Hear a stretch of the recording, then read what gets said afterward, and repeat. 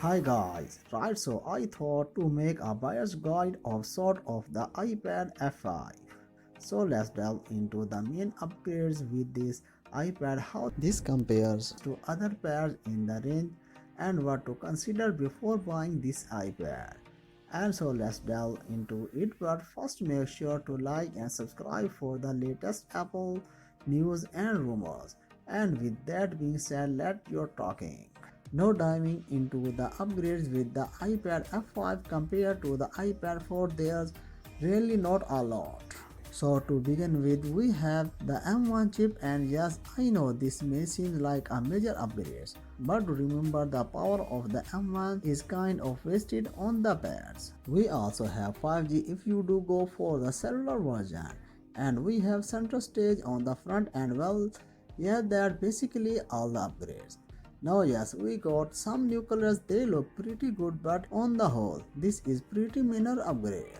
And that brings me on to my first piece of advice, which is consider buying on older iPad first. Now the iPad F5 at $599 is not a bad deal, but of course, like I said, the iPad 4 is a very similar product and can be found of cheaper through third-party retailers.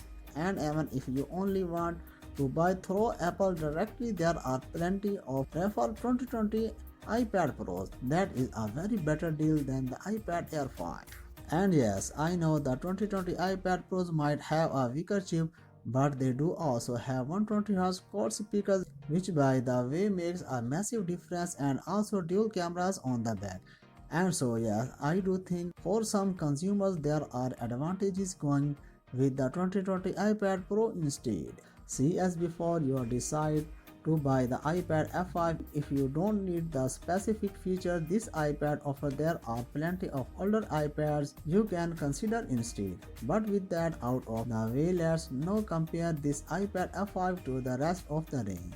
So beginning with the regular iPads, I know there is a hefty premium for the iPad F5, but I do think it's justified because the iPad 9 has a much older design, but also the display is not laminated, and that does make a massive difference in my opinion. Like when I use a budget iPad, I can instantly tell this display is not laminated, and it does put me off. And obviously when using an Apple Pencil, this won't be as great of writing experience as the iPad 5 offers. And also regarding the Apple Pencil, do remember the iPad F5 support a second gen pencil, which is a lot better than the first gen, since it connects magnetically on the iPads and also has the double tap function.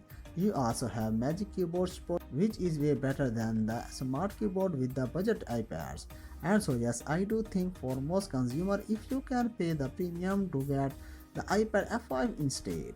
Now comparing the iPad F5 to the iPad mini, these devices are actually very similar, so you are basically picking between two sizes, and really that depends on the use case. For example, I know that pilots and medic students do prefer the size of the iPad mini, but of course for regular students, having the bigger screen size of the iPad Air might be seen to have when writing down notes. And so yeah, these products are basically even unless to cost. You do want Magic Keyboard supports, in which case only the F5 support. Now comparing the F5 to the Pros, yes, you are getting quad speakers, 120Hz Face ID, the Thunderbolt port, mini LED on the 12.9-inch screen size. Those are pretty nice upgrades, but you have got to remember that for most consumers the Pros are just too expensive for what people do on iPads. So yeah, that's how the F5 compares to the rest of the range. Now here are a few points you do need to note before purchasing this iPad. Number one thing hard about the storage. So Apple offers 64 gigs and 256 as a storage option for this iPad, and to be honest, that does kind of suck, especially when the Pros have had a 120 gigs base storage option for many years now.